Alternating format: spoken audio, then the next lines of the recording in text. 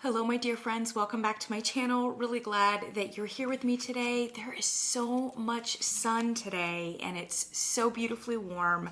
So I'm a very happy girl because I love the sun a great deal. But I apologize if the lighting is a little off simply because I don't know how to control all the light that's coming into my apartment right now. Today I have a Kringle candle for you that I'm reviewing. It is Cherry Tree and it looks like this. In my humble opinion, I think this is the most beautiful label I have ever seen in my life on a candle for Kringle, obviously, too. I mean, at least it has to be in the top 5, right? I mean, look how beautiful that is on a beautiful day. See the little pink butterflies, but they're really sweet. They're not like tacky. Ugh, what an amazing label. We haven't even talked about the candle. Cherry Tree from Kringle. I've had a few Kringle reviews lately and I have felt badly because I think that they have not been wholly positive, and I feel badly about that because Kringle is an amazing company and more often than not, I like their candles. And I'm not completely 100% sold on this soy rollout. And the spring candles that have come out, I had really high hopes for and have ended up not being quite as good as I thought they maybe could be. At any rate, today I have a wholly positive review, and this is for Cherry Tree. Cherry Tree is definitely one that I'm going to repurchase. I have burned it quite a bit. I feel like I've burned it forever and a day, but obviously I still have a great deal left. But that's how these Kringle candles go, you know? There's a lot of life. It's a long, slow burn. This is 100% soy wax, and this is actually just the medium tumbler.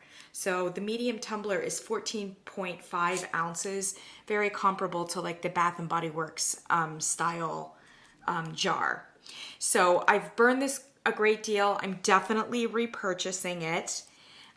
And for me, I think it's definitely going to have to be in my top 10 Kringle candles. It might be in the top 5, not sure, but for sure it is in the top 10. So let's talk about Cherry Tree. Cherry Tree, I'm just going to go ahead and give you the list of notes that Kringle gives you on the website. Top notes: cherry blossom, which we would all expect, floral, randomly, jasmine, that's your top. Cherry blossom, floral, and jasmine. Mid notes, more floral. Tuberose, and fruit. Again, just abstractly, fruit. Base notes, here's where it gets real interesting. Wood and amber. Wood and amber. And let me tell you, there is a lot of wood and a lot of amber, but I don't think it actually comes across as wood or amber in an obvious way, with the exception maybe of amber, because if you smell it, the whole thing does smell very, for lack of a better term, bronzy. That's not a word. There's something very yellow and specifically something honeyed. It's honey about this candle. This is one of the most interesting candles I think I've ever burned in my life because, and this is just my own take, and I know it's going to sound crazy and whack, but I'm just going to say it anyway. For my nose, especially when I burn it, it does not smell like cherries. It does not even smell floral, really. And it certainly doesn't smell like wood. What it smells like is honey and maybe some apricots. Honey and apricots, and almost a little bit of booziness, actually. So when I burn it, it comes across like a really amazing port wine or a sherry, like a sweet sherry, one of those after dinner fancy European kind of wines. We don't do a whole lot of that in the US, but it's a big thing in Europe. It is intense. The throw on this is probably, it's at least a 7.5. And there were many burns that I thought it was an 8. I prefer to burn this in the evening because I do think that it goes sweet and heavy and boozy, like an after dinner aperitif, to be honest. If you told me upon burning this that it was honey and apricots, I would not only believe you, I would say that it was authentic. It authentically smelled like honey and apricots. And by apricot, I don't mean like a fresh, juicy apricot that you would just eat. It's like apricots soaked in liquor. You know what I mean? Like, and liqueur. Like, the only thing I could think is like a brandy or a sherry or a port. And when you burn, it just fills your house. And it is strong and it is intense. So much honey. I don't disbelieve the notes that they're giving here, which is primarily white florals and some fruit. So I guess it could be apricot. I don't know. It's not, it might be a little bit of cherry, like as in the cherry chai that they've got, but it comes across, like I said, more yellow, more orange than it does like red. The wood and the amber underneath, I wouldn't even identify it as wood and amber, but there's something underneath that's dark and almost musky a little bit, but it's also a little bit gourmand. I can't explain it. The only way I can explain it is almost a booziness. Oh my gosh, I love it. Do I think that it should probably be rebranded?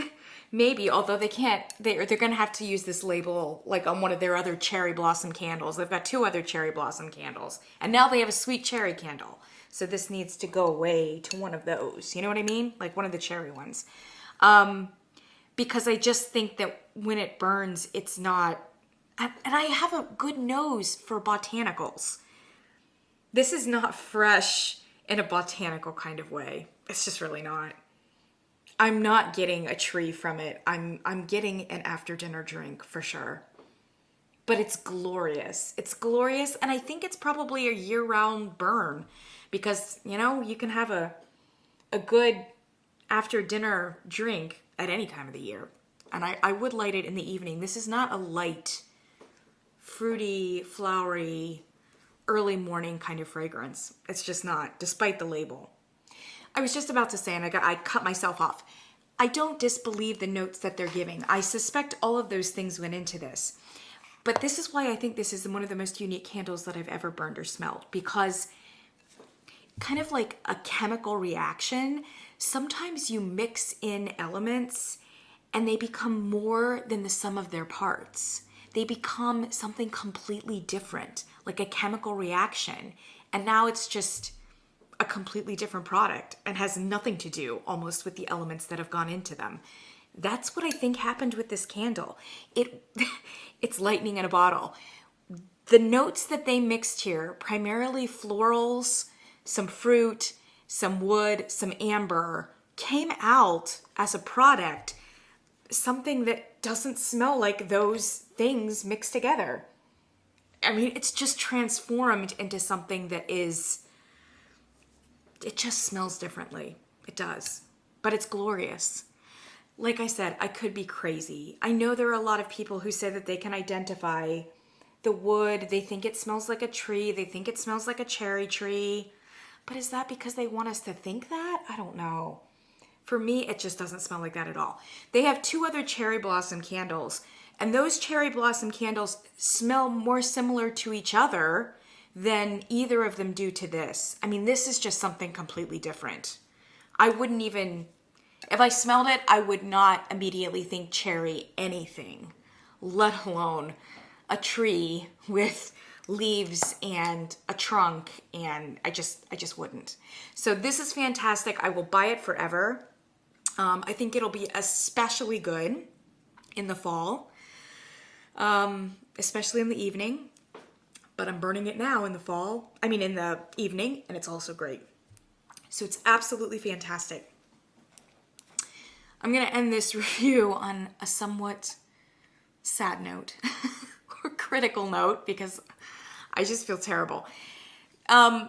in this new spring line 2023 that Kringle has just rolled out, they have these new wraparound or, painted jars. They're 3-wick soy candles. And many of them looked like they were completely new candles. They had names that we had never seen. One of them was, I think, Juicy Cherry, maybe? Juicy Cherry is Cherry Tree. But nobody realized it until they got the candle in the mail and put 2 and 2 together and looked at the notes and smelled the candle and are like, hey, this is Cherry Tree. It's not a completely new candle. And I feel especially bad because if it does smell like honey and apricots, you're not even getting a very good cherry smell on top of it. Kringle was not particularly transparent about the fact that it was a repackage. And that it was a repackage of a candle that's already in their catalog and being bought now, which just seems like an amateur mistake with repackages. But they don't repackage very often. And of course, there have been shrieks of protest from the bleachers. So I think going forward, they will probably be a little bit more careful about that. A lot of people are really touchy about repackages, and I can understand it, especially if you're a candle collector. It's super irritating to buy what you think is a new candle, and it's actually already a candle that you have in your collection. I would rather spend that money on a completely new candle, right? So actually, I think I'm going to create a little video after this. Let's just have a conversation about repackages. I don't know that I have a whole lot to say about it, but I don't want to take over this video, and I don't want to overshadow the fact that this is a fantastic candle and it needs to stay around forever.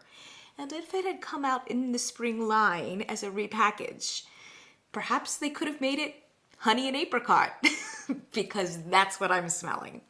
However you buy it, please buy it. Please try it out. I think you're really going to like it. Burn it in the evening. I'll see you in the next one.